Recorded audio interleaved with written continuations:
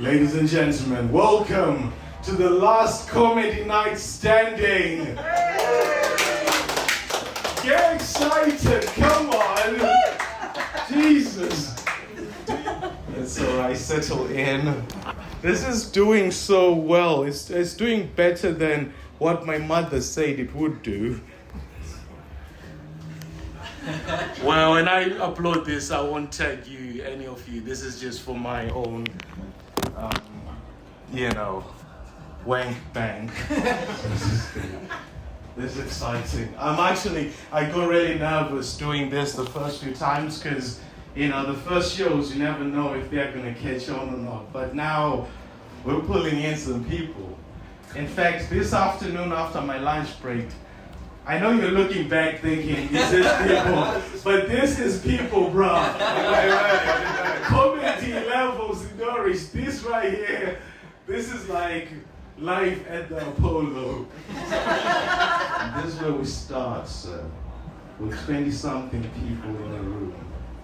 And it's going to connect with, like an African tribe will be listening in on their communal radio, going, what's Nelson talking about? They won't say it with those accents. They'll be, what is Nelson talking about this week? And everyone will be tuning in. Because I have that faith in Norwich, man. There's potential. My little brother is actually doing a gig downstairs at this venue as well. So he's also entertaining a different set of people downstairs. Earlier on this week, there was a march about immigrants coming in and taking jobs and stuff. With me and my little brother, I get it, because we really do take the piss, man. We will do the whole venue. I'm doing a comedy night upstairs. He's DJing downstairs. My mother is serving beer. The whole family, my cousin is opening across the room. We are taking up. Did anyone experience the marches this week? There were the marches, no? The racist march, no? It'll be weird if you did. You're like, yes, Nelson, we're looking for you, man. Stayed at home. Good thing. No, that was exciting. My mother kept texting me all day long saying, Nelson, be careful. Be careful, Nelson. Please be careful. But the honest truth about racists in Norwich is that they are more scared of me than I'm of them. I just have to keep a straight face and start an intellectual conversation. Oh, hello, sir. So what is this job you say I stole from you? Oh! I have to put on my posh accent, I don't know. I'm learning accents, because I suck at them. Accents are my comedy weakness, besides being black. That's a joke. Being black is an advantage. Lots of material. Okay. Don't panic, guys. I got this. Tonight, you've signed out for a perfect hour of comedy. This is like a comedy night we have once a month where I pick 2 or 3 guys and girls to come perform, for an hour, because I know people got stuff to do. You got drugs to take. That's not a laughing matter, because that's why this show is a perfect hour, because even I'm like, there's a stronger drug than comedy out here. No, that's messed up. I don't do drugs. I will edit that out of the podcast. I have a feeling my mom will tune in every week and be like, how many drugs? I was so excited, man. You should have come here a few months back when I was struggling for numbers. I was so sad. I was even putting more effort into the jokes. Because I was like, damn, I gotta win them back. Gotta set up my punchlines. I gotta do the delivery. Gotta learn. But now I know the idea is here. So we're gonna make it. Let me just see if there's any additional information I need to deliver to you guys tonight. Okay, I've talked about quitting job. All right, okay, that's fine. Usually white guys have the advantage of writing their jokes on the back of their hand. I have to refer to my iPhone notes app. That's racial. That's privilege for you. White privilege. Smooth joke transitions. I have to get, oh, what's the next joke now? Shamima Begum. Oh God, that's too good. So part of tonight will involve comedians telling their, doing their sets, and I'm trying to encourage this thing where we get comedians to just tell stories about their real life, without the safety blanket of a punchline, so that we keep developing the next Norwich comedian. Because do you guys want to know a sad fact about our city? The most popular comedian is a made-up character. Alan Partridge is not a real person. And all the comedians that's ever come out of Norwich now have to struggle with someone that doesn't even, he's not even a real person. But I find that theme to be quite consistent in Norwich. Do you know that one of Norwich's most popular restaurants is a restaurant that does not even identify as a restaurant? It's this guy called Orlando's. Oh, you know about him. Yeah, they write about him every 2 years thinking he's going to give up. I love him. I feel like I have the same spirit as him. Basically, this guy was too lazy to go through the paperwork to open a restaurant. So what he does is that he has a menu and he has a space and table set that you come in and you eat your food and then you can leave your money if you want, so that, because there's no exchange of money, so it's not technically a restaurant. He's just hosting you at his house. But you have to pay at the end. Otherwise you'd be a rude guest. So, that's that guy they write about. I don't know how long he's been doing this for ages. Yeah, like that. It's crazy, man. Someone should just show you paperwork on how to.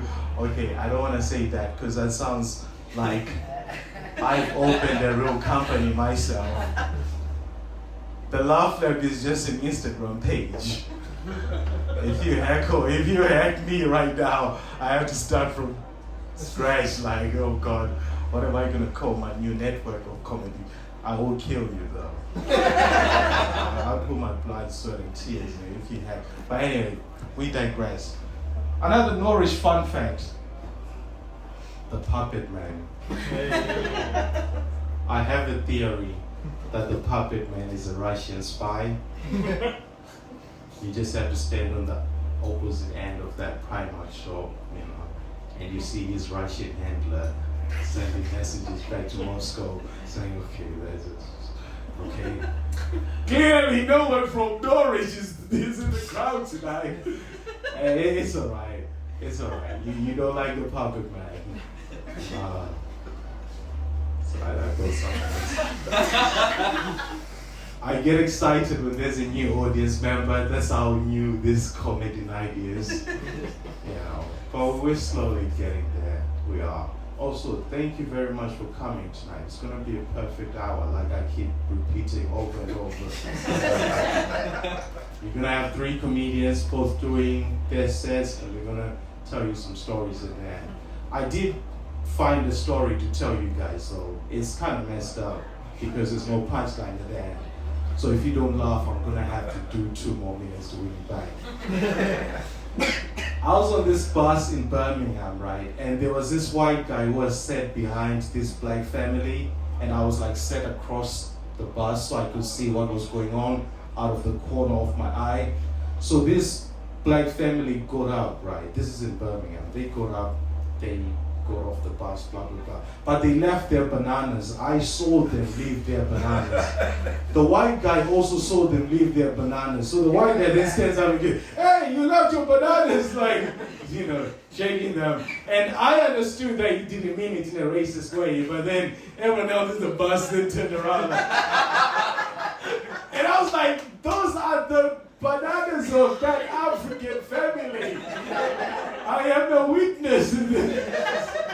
This really happened, and I spent years trying to find a way to make it funny, but there's no punchline because it's an actual lived experience. Because, you know, here's the way life actually works out. Life doesn't play out in the linear way that jokes work. There's no setup or punchline.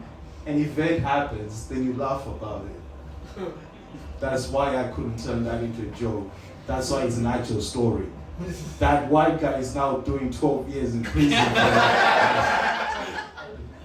Well, you know, I'm a comedy promoter, so when I send a female comedian a message that says, send me a picture, she knows what type of picture to send, which is a poster, so. Anna Quinn!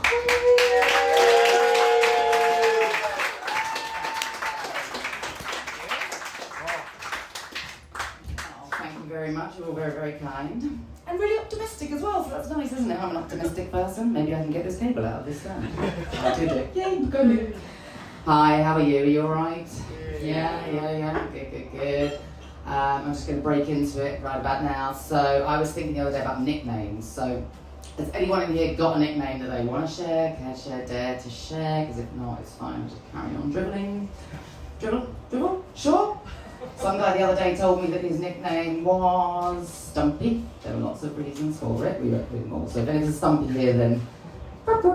Anyway, no, the nicknames I want to talk about are ones from when I was younger, when nicknames were a lot more kind of brutal and a lot more descriptive maybe of the person. So when I was a young kid, a little bit chubby, quite strong, had a best friend, a little bit chubby, and her dad used to call me Rambo, which was really lovely. You call me Rambo.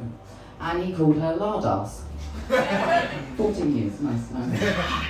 When I was at university, some great nicknames there. We had Chip Shop Dave, Boss Eyes. Yeah. Has everyone got the boss up? Yeah, okay. We had Dan the Duvet Rapist. First year of university, week 1, year 1 of a 4-year course, the poor bastard. And none of it would have happened if he'd have just been a gentleman, right? If he'd have just been a gentleman and did what he did and walked away, it would have been fine. But no. That end of week 1, he thought, oh, I've got some friends now, let me tell them how I had my hand away. And he told them all. The girl found out, and then she went, okay, well, that's how we're going to play it. And she told everyone the truth, which was that he didn't have his penis in her vagina. He had just been thrusting the sheet in between her legs. We called him Dan Duvet for the rest of the time. He was quite rapist all the time, it'd be brutal. Year 4 he was on his own, everyone else left after 3. He's there going, I don't know, just call me Dan, it's fine. No, there's no story. So yeah, there we are. And the favourite one I've got, and this is Lardass's granddad, so this is how we got on. His nickname was Bob the Knob. Why, I hear you cry. Well, because going into a harvester when we were about, 12 or so, as we were walking in, he went, oh, do you want to hold my hand? And we're like, no, Bob, go away. Do you want to hold my knob then? Times are different. So I'm getting a little bit old if the nicknames don't give it away, right? So 3 years away from the Saga holiday. No. Yeah, he just went yay. For anyone that doesn't know, Saga is essentially, in my mind it was anyway, it was basically a load of old pensioners with grey hair going off on a P&O ferry for an overnight stay with a bit of gonorrhea dashed in. And I'm supposed to call it a hog day. No, I'm thinking I'm not going to do this. However, I then found out that Starga stands for Sex and Games for the Aged. Puts a whole other different fucking line on it, doesn't it, right? He's already downloaded the app there. I can see it, don't worry. Big GP bot Saga, S-A-G-A. Oh, you're a platinum member. So how else do I know I'm getting old? Oh gosh. Oh, here's one. Glasses on a neck chain. Yeah, very, very handy. I don't even why. Twice the other day, one fucking day, I stood there and confidently got my glasses and just threw them on the floor. No neck chain day, got no neck chain. Then we had the other way around, where I thought I had neck chain, so I then just stood there, just like groping my tits. Oh, shit, man. How else? Ooh, I wear clothing from supermarkets. And not just your F&F and all your other Moofy Georges. No. I'm a observant people will notice little trainer wear.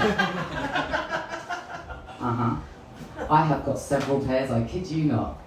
They're $14.99, they're the comfiest freaking trainers I've ever had. They're in the middle aisle at the moment, but the ones there at the moment are a little bit more like a bowling shoe, so they're not quite as supportive, but they look smart.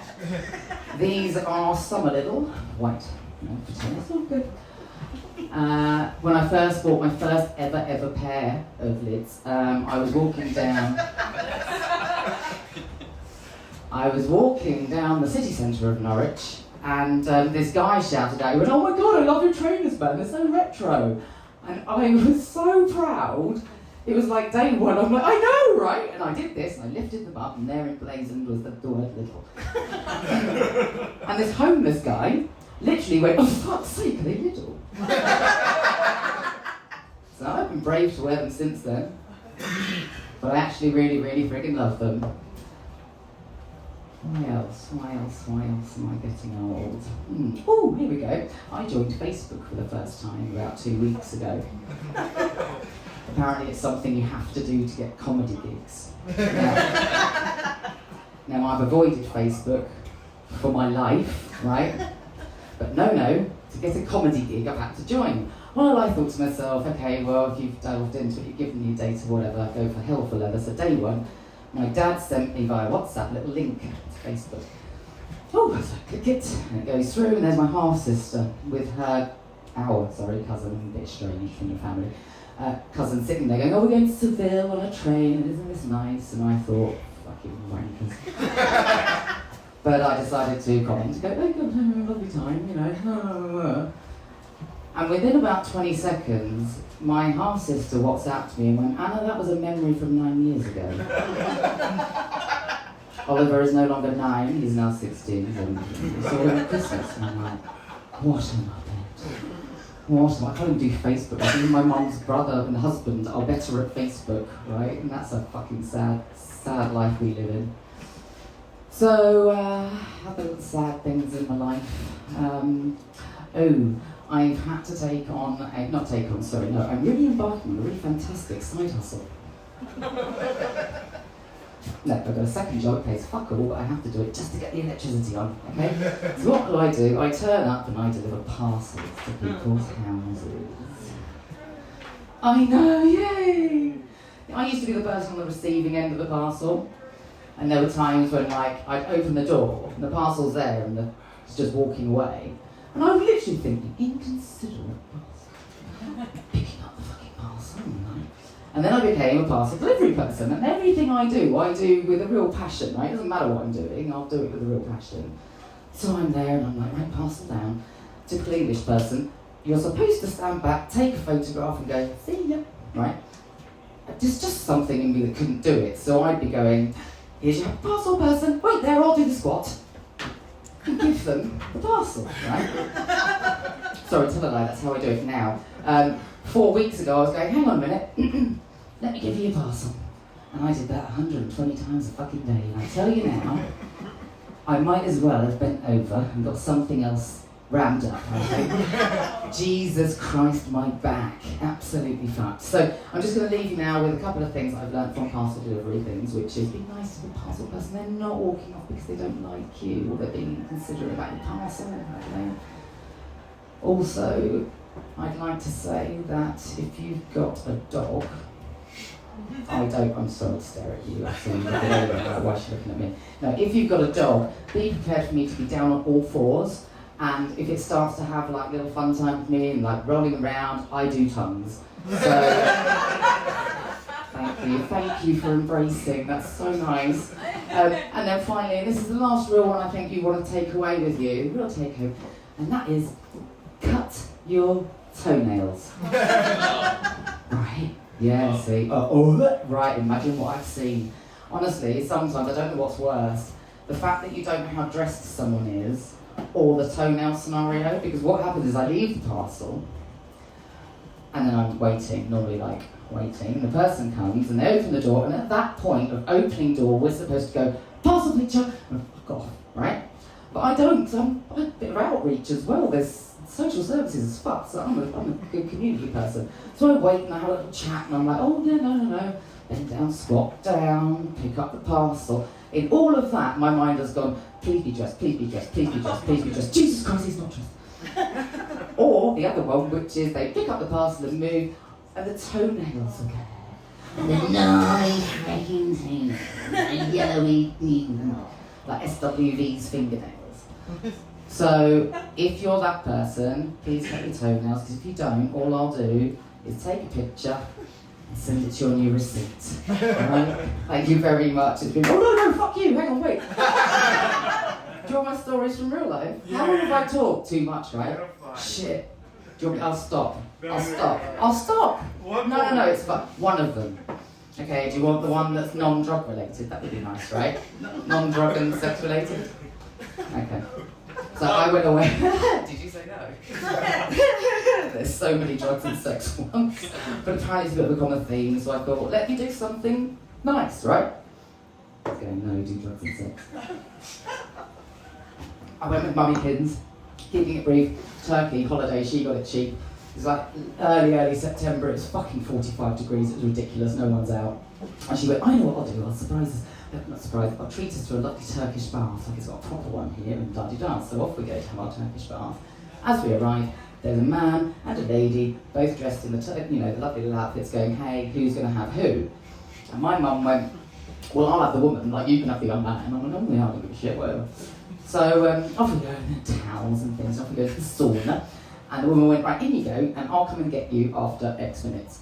Well, as soon as that sauna door was shut, my mum went, oh, fuck's sake, it's hot. Oh, God, fucking hell. Oh, Christ. How long was I sit for? Oh, fucking no. I went, Mum, calm down, it's all right, it's not that bad. And I looked and went, shit, it's 125 degrees. It was quite high, right? At that point, I'm like, oh, fuck, come on, we can do this. Right? Then it got, I don't know how many minutes in, but, it felt like a lifetime until I started to agree with her, and I'm like, oh, God. She went, do you think they've forgotten us? I went, oh, my God, no. Oh, God, don't. She went, and I opened the door, and I went to try and open the door, and I couldn't open it. I went, don't. I went, I'm not. And as I'm trying to push it, the woman from the outside opens it. I fall out like a given bird. The mum comes out, hot fire after me, like, oh, God, oh, fucking. And they went, oh, come in here. Take us into the next bit. We lay on a slab of marble. And all I can hear, as I'm getting my lovely massage, is my mum go, no, please don't. No, I don't want to.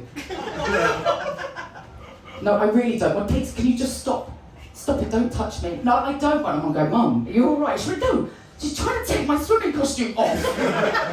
I went, Mum, for fuck's sake. She went, oh, for God's sake, why should I give you the man and I've got the woman? Obviously, we're in Turkey. He can't go and matter, it is what it is.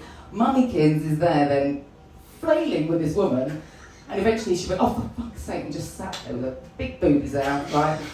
Big flop out. I'm looking at her going, oh, Mum, I do love you. She went, oh, for fuck's sake, Anna, this is supposed to be a nice experience. So I went, I know. I think they were both thinking the same thing, Mummykins. As we set up and went and sat down and thought it was all over, we sat at the edge and she went, well, that was not what I was expecting. I said, no, neither me, because they hit us with pillows and fucking buttons and all sorts of shit. We sat there going, that was fucking hilarious, wasn't it? I love you. And the fuckers come along with 2 massive buckets of cold water. I just chucked it on the pair of us. That was it. I was done. She still tipped them. That's my story. See you later. Hi there, ladies and gentlemen. I just love it when a plot comes together. That was Anna. Anna told her stories. Anna talked about getting old. I've recently turned 33. See, I don't know. It's not really old, is it? It's not young at the same time. It's not. It's like a sweet spot. I'm trying to get to know myself as a 33-year-old humanoid. And then as I am digging deeper into who I am as an individual, sometimes Facebook does try to throw ads to me because Mark Zuckerberg listens to the stuff that we're saying, and he tries to advertise the stuff that you are subconsciously directing him to. I use big words. So, as I'm scrolling through Instagram on one fine afternoon, I then see this ad by a Canadian psychologist called Dr. Jordan Peterson. It's an ad for a test called Understand Myself. So I thought, damn, I'm 33. Okay, that's a put. Okay. I thought, damn, I'm 33. Time to understand myself. So I clicked on that test, and then I found out it was $9.99. And in that moment, ladies and gentlemen, I truly understood myself. I'm a cheap bastard. Put your hands together, ladies and gentlemen, for our next act of the night, the one and only. I felt like that guy standing up ruined the flow of that joke, didn't he? Can you not pee when I'm like delivering? It's fine. It's audio. We can edit it. And so you keep rolling your glass. You're like, let me stand on Nelson's dream to reach millions of audience listeners by making a noise just as he's dropping his well-crafted punchline. How are we meant to get to the up? Ladies and gentlemen, put your hands together for the one and only Callum Neate.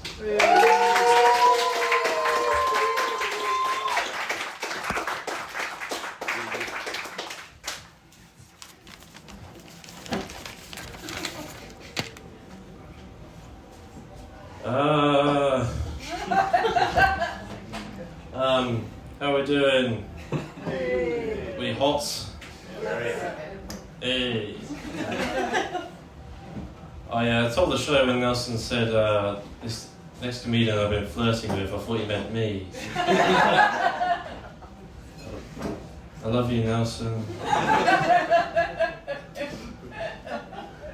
Black power.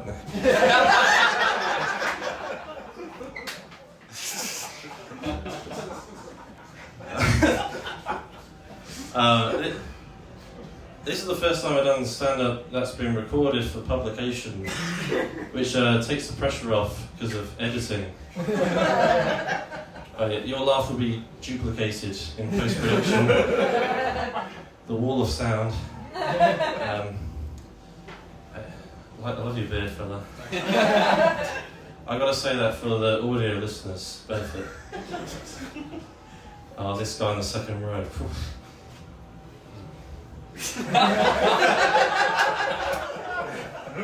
Imagine big muscles.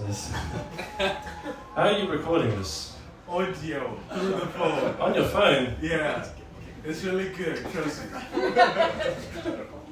Don't test it out! We from Norwich. Represent. Yeah, I'm Callum. I'm from Norwich. I've been living in my current place for like 7 months now. My neighbour's an arsehole. Terrible, horrible person. But great location, I say. Yeah.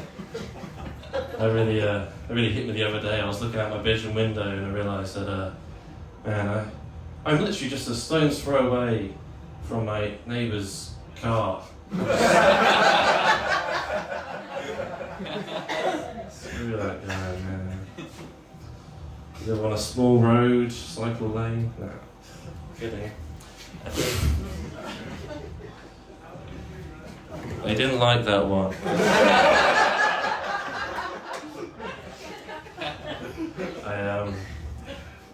I feel pretty safe where I live, pretty secure.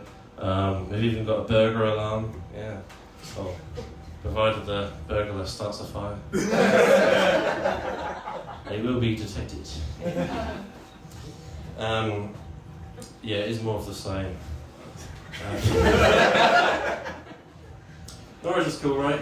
Yeah? Yeah. Got some cool stuff. We've got a bingo hall called Mecca Bingo. That's exciting, yeah. So, although I did find out my nan had a gambling problem, and I walked in and praying in that direction.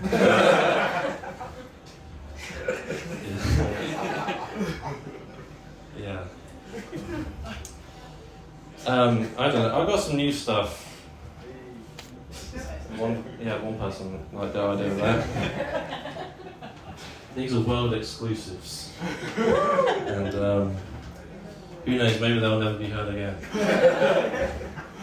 I've got some European jokes. Is that Brexit means Brexit?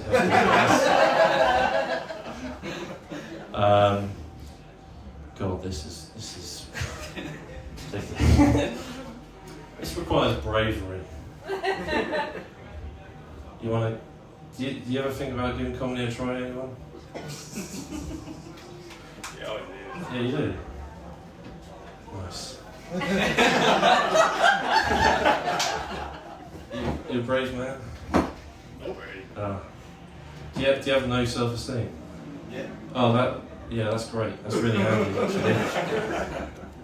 I went to the Netherlands, yeah, and when I got there, I texted my girl, like, hey, do you know the Netherlands is filled with beavers that hate domesticated animals?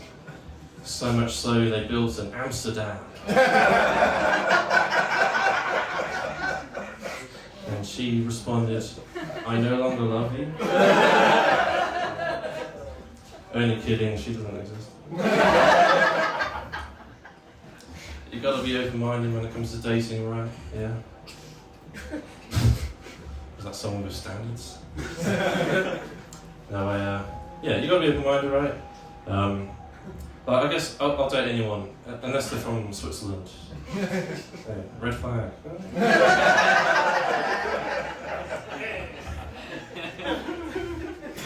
Alright, let's try this next one then. Keeping the European theme. In Germany, they do farming a little differently.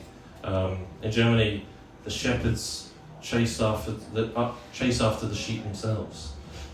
That's a German shepherd joke. I think that's a great idea, but I guess terribly executed.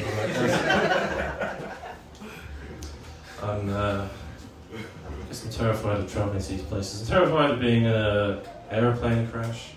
Not of dying, but like surviving the crash. Because that'd be a weird situation. There's so many mixed emotions, you know. First you got like the fear, and then you got like the panic, and then you got like the joy of going down that inflatable slide. Just act in that situation, man. I just serve you well with the other survivors, right? You know, cut to a few hours later, you're all on the desert island together. They're all crying, mourning their lost loved ones, and they all hate you because one of them overheard you say, "Wee," as he went down. All of a sudden, we've decided we're eating me first. You know? Okay. Yeah, I keep on. Don't worry, I'm not cheating. These are just self-affirmations. You're doing great. You're so handsome. Just try some more new ones. Okay. Yay. I'm not sure that's fine. I'm doing good. Yeah, you're fine.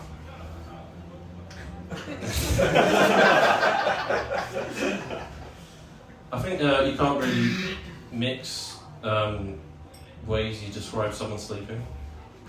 Like you can say someone's resting or someone's sleeping peacefully, but you can't mix those two together. Like if you're around someone's house for dinner and they're putting their little kid to bed and they're like, "Oh, say goodnight to everyone," you can't be like, "Oh, Timmy, you going to bed? Rest in peace." Maybe not again. Okay. This woman at work showed me a picture of her Rugrats I don't know, pretty disgusting decor. No regrets. That was shit.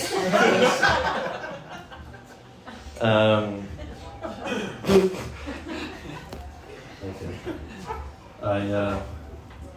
You find that like a lot of comedic writers have like regular writing jobs. Like, you ever take like the driver theory test? Yeah. You get like those questions and they have like one ridiculous answer.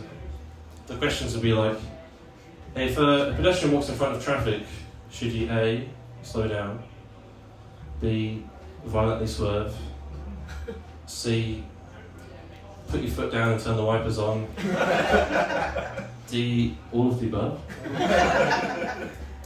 Okay. I've got to bring it back. Alright, okay. You live with me.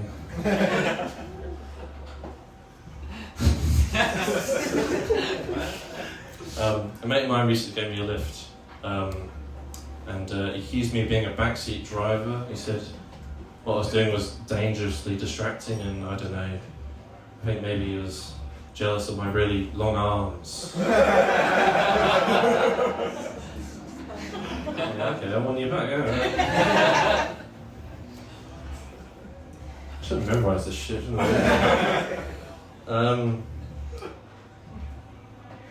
Oh yeah, this is alright.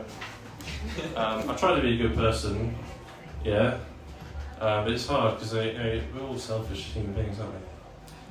You know Timpsons? You know the company Timpsons? You know what they do? Well, they have a program where they hire ex-cons, yeah? They want to like improve society. They're like, okay, if you've done your time, we want to give you a job, help prevent, reoffending. They give you a job. Which, when I first found that, I thought, wow, great. What a great idea. Up until I had to get a copy of my house keys done.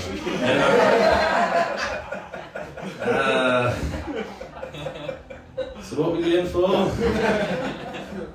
Aggravated assault. Oh, thank God. Jesus. I mean, they honestly, they really are a good company. I think you ever see like their signs outside that say like, if you're out of work and you've got a job interview coming up, we'll like dry clean your suit for free. I think they do that. Yeah.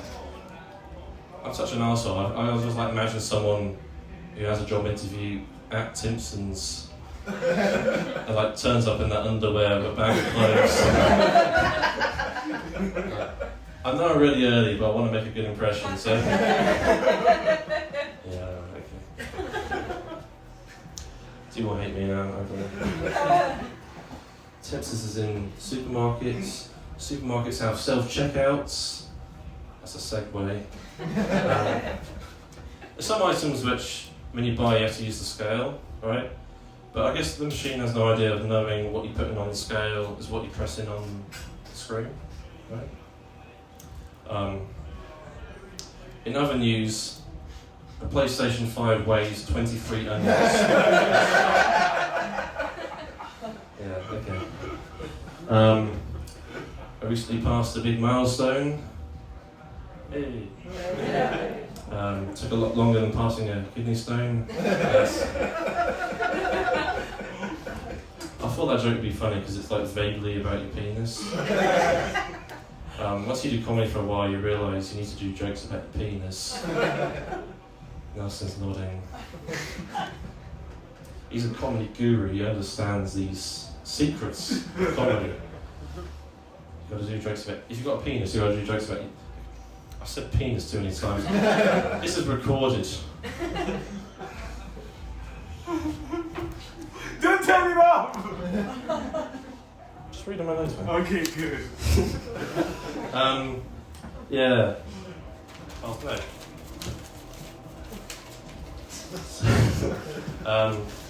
Yeah, you gotta look after yourself, man. Here's a fun fact: if you have diabetes, this is crazy. I found it. This is true, right? If you've got diabetes, if you go on like diabetes.org.uk, it's like an official website. for like advice and support for that condition.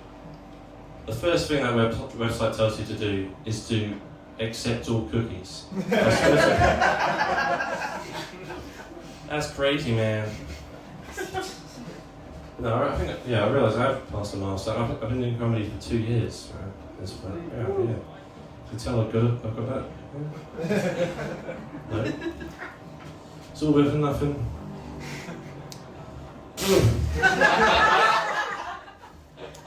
Yeah, I guess comedy, being a comedian is a lot like being a sergeant major trying to train new recruits. You know, we all think we're a lot more important than we are, and we're just desperate for attention.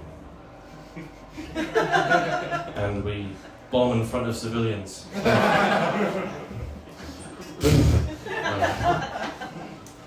Yeah, I remember when I first started, I had no idea what I was doing. You know, whenever you don't know what you're doing, you Google it, right? So I googled, how do you do stand-up comedy? And I read this article which said there's 3 steps, right? Step 1, you've got to write some jokes. Do that. Step 2, you've got to get on stage. Yeah. And step 3, you need to be able to act. Yeah. Now, I don't know if any of you could tell, but when last 10 minutes when some of you have laughed, I acted like that happens all the time. Alright, that's all my material. Do you want a story? Or do you hate me? Not yet. Waiting for the story to just... Round of applause. No, okay. This isn't so much a story, but more like a recalling of events.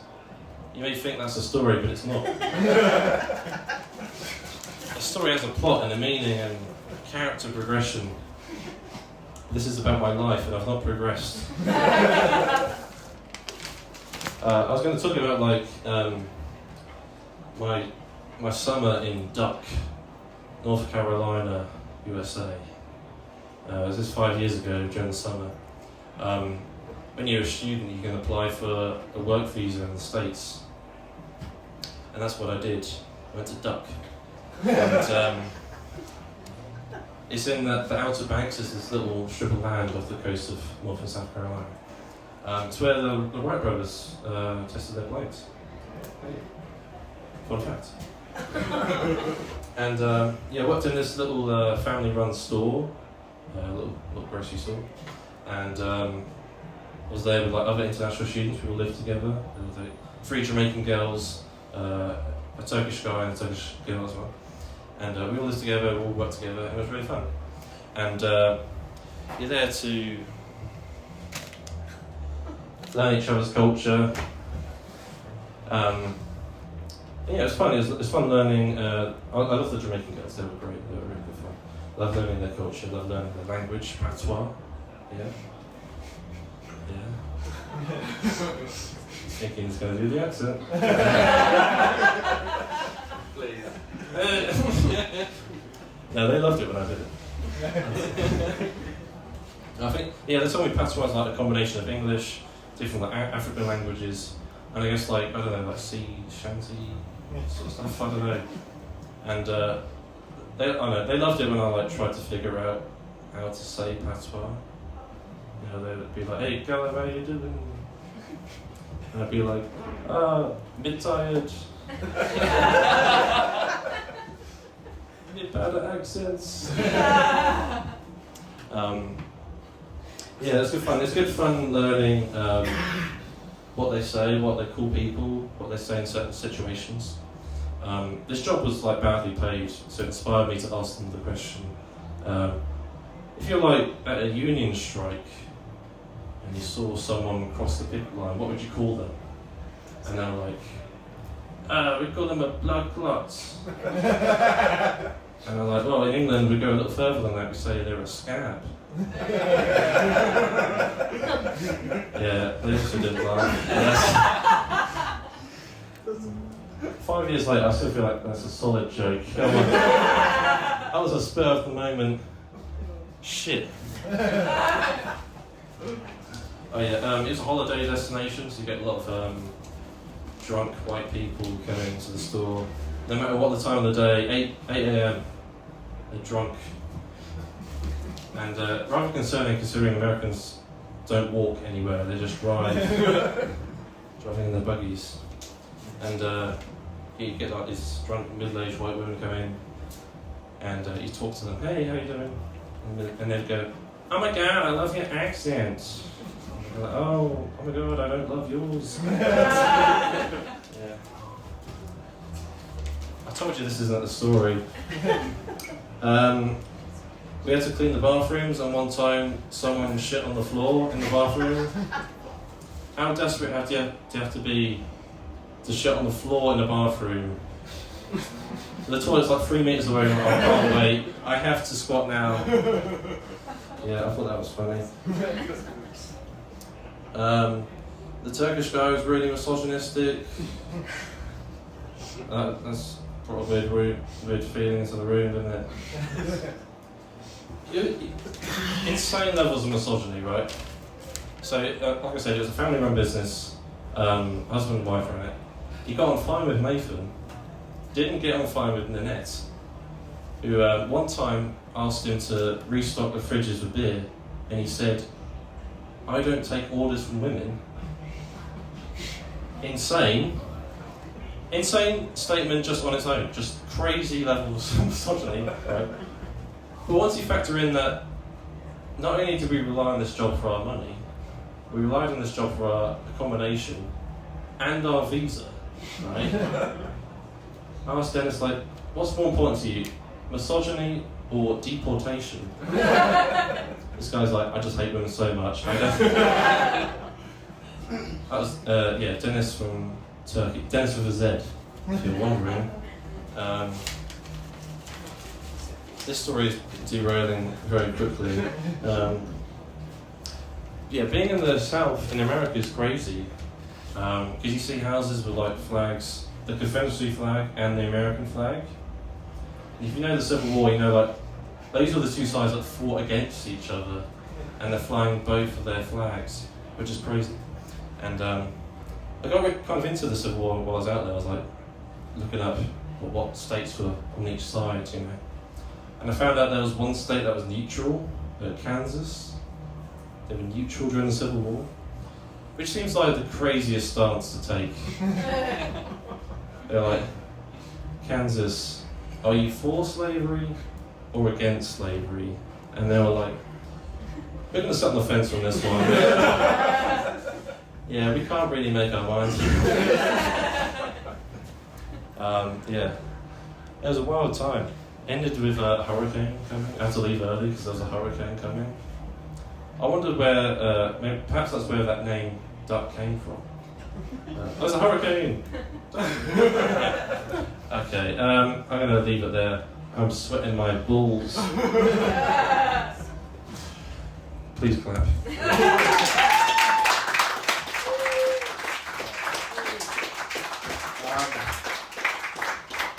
For all our audio listeners, if you're wondering what Callum looks like, he looks like Mr. Bean. It looks like Mr. Bean had an illegitimate child. Okay, I'm sorry.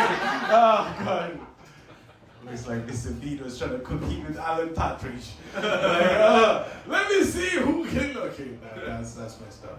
But he actually did. I'm not saying all white people look the same, because I know you say that too, but come on. All right. Okay. Now the final act of the night. Look. Just appreciate how well timed this is. 52 seconds of comedy you've had tonight. And you're about to have the final act. We're going to wrap up and make sure that we're all home in time to do drugs. Because you don't want to do your drugs too late. Then you sleep them off too early. You don't want to do that. But you don't want to do them too early because that messes with the dinner. And you also need to put the kids to bed. So you gotta time them at this specific point. So without further ado, ladies and gentlemen, put your hands together for the fantastic, the one and gold, Ciara!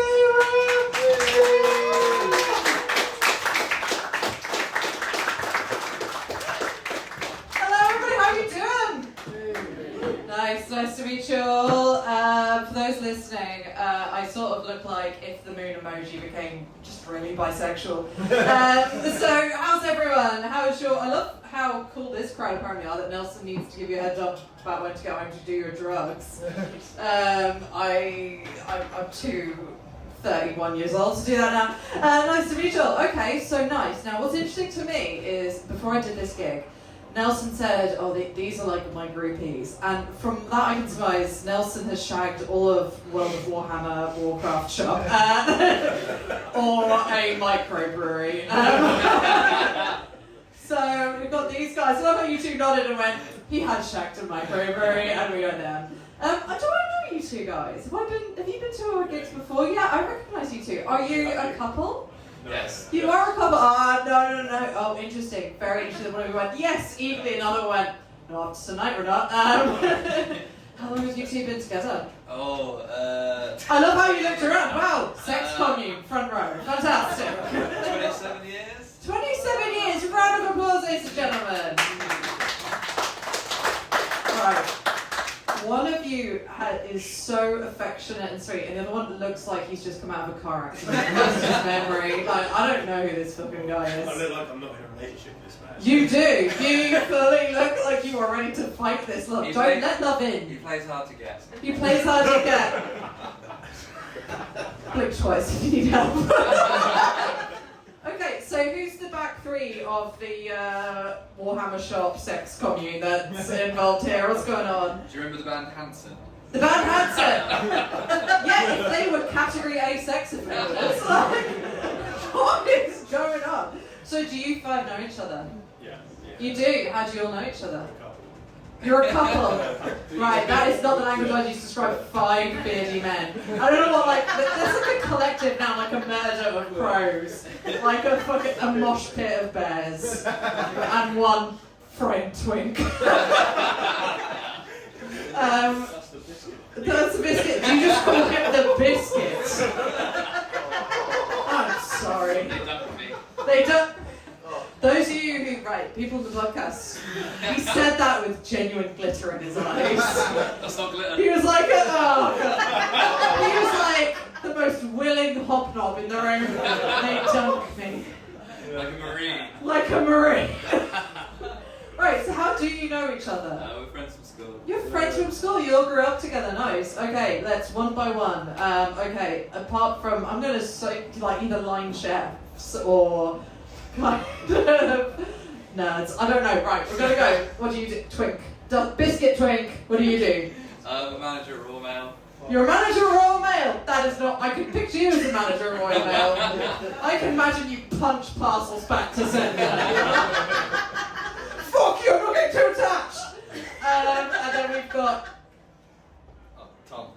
nice to meet. Right, this is not a rap battle, Tom. You went, Tom, what's up? Hi. What do you do, Tom? I work for the post office. You work for the post office? Okay, post office besties. Sweet. Oh, the little shoulder rub there. And then we've got, what do you do? An actuary.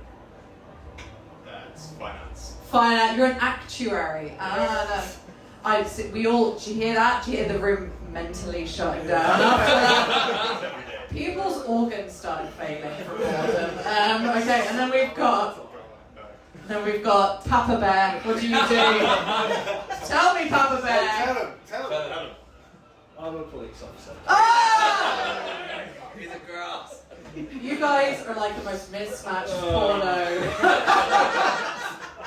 Officer, someone's delivered to the wrong address.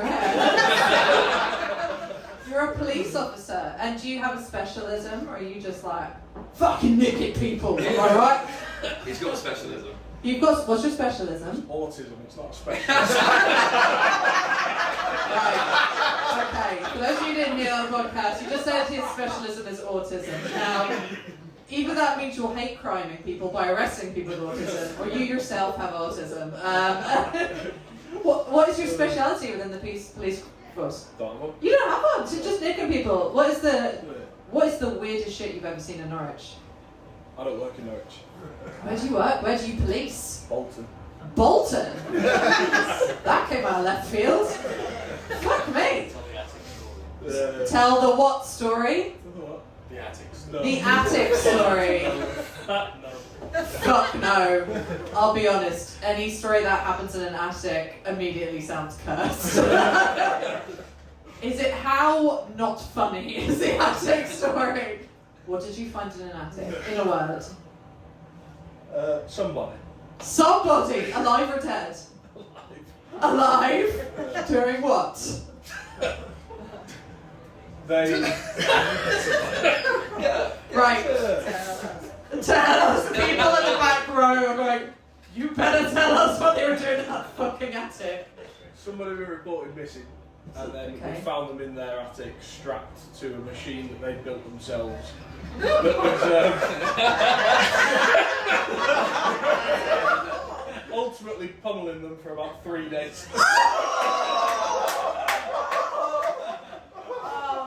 Nelson, I think I speak here when I say, no story I can tell. Can I picture a round of applause for the Bolton Fox? 3 days.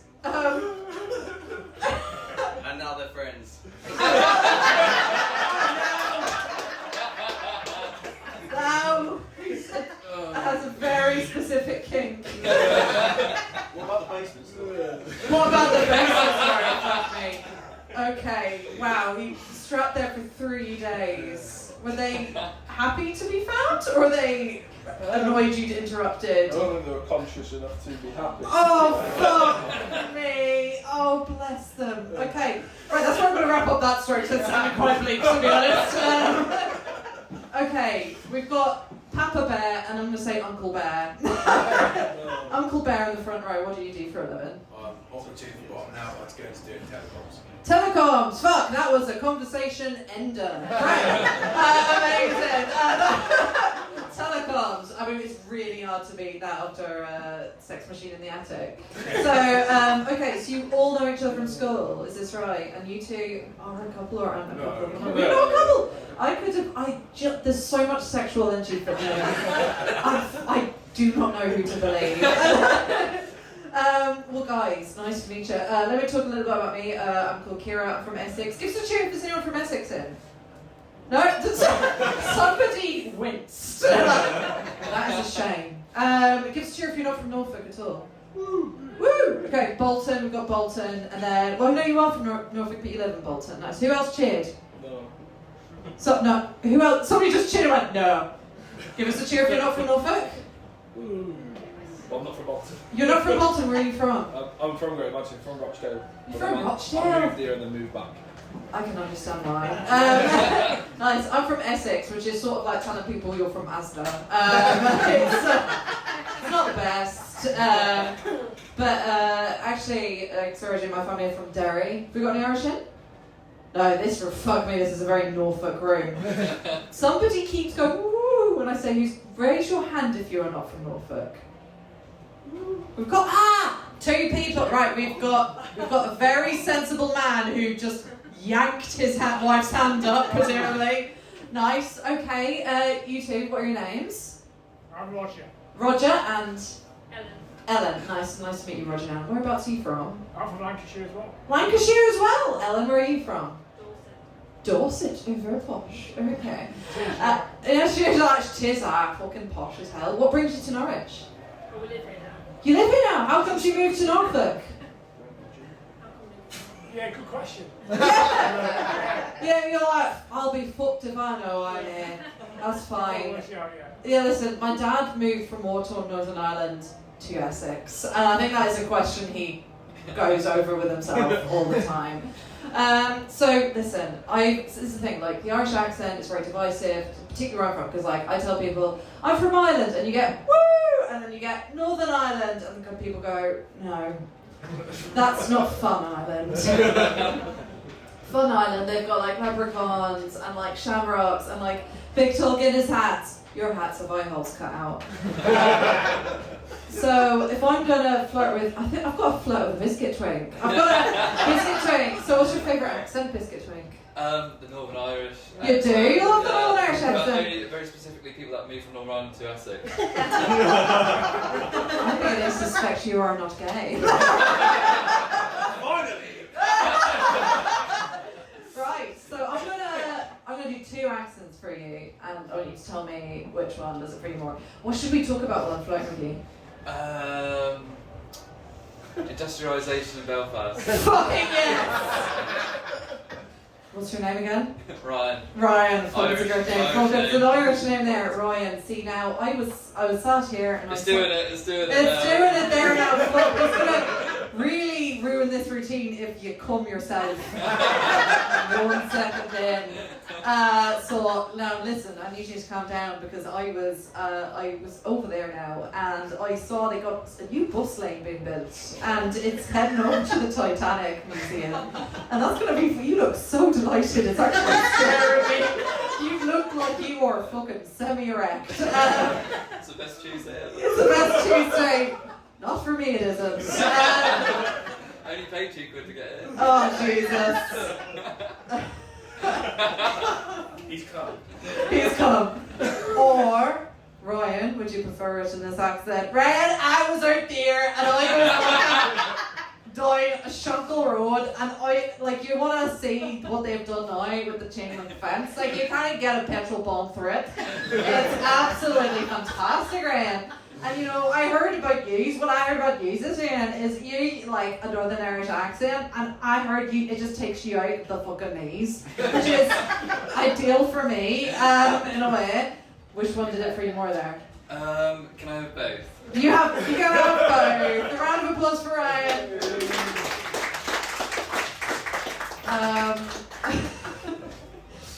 Oh my god, so I don't really have a story, to be honest. I mean, you can shout out a topic and I'll try and come up with, think of a story, something that happened to me based on that topic. Any topics people want to shout out? You look so excited about that prospect, you are giggling.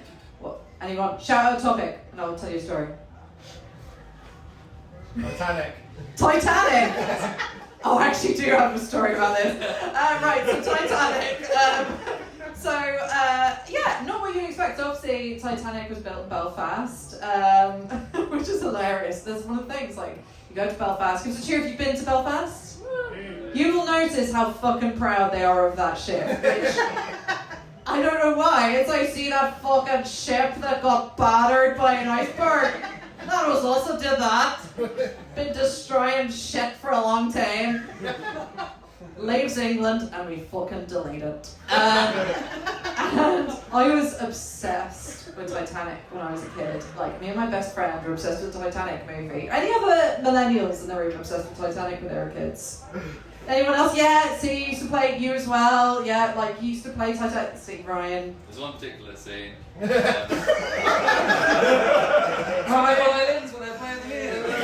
Ryan, there's just a way that you say that without blinking that is genuinely quite sinister. And I was obsessed. Me and my friend used to play Titanic at school and stuff, and then we used to drown each other. It was Essex. It was for the best. You know, your kids, you're like, oh, who could drown each other first? It's for the better. And when I grew up playing Irish trad music, so I can play fiddle, right? But the introductory instrument we all learned as kids, you know this banger, it's the recorder. We got any other people learn the recorder? Hot cross buns, fucking banger on top, okay? I obviously, what was that somebody said, like, people at the back, what did you learn on the recorder? Three Blind Mice!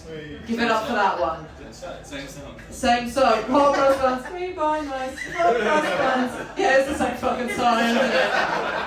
See how they buns. See how they buns. Put the mice in the microwave. No.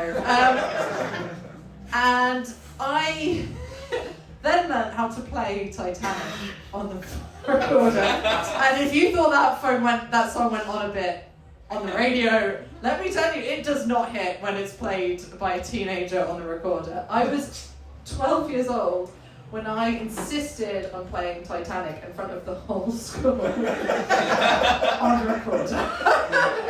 I was amongst kids who did like Stagecoach. There were kids singing opera. There were kids fucking doing dance routines and gymnastics, and I stood with my unibrow and played Titanic on recorder. And I've been bullied ever since then. So that was my story, guys. I've been Ciara Jack. Thank you very much, and I hope you had a good time. Thank you very much.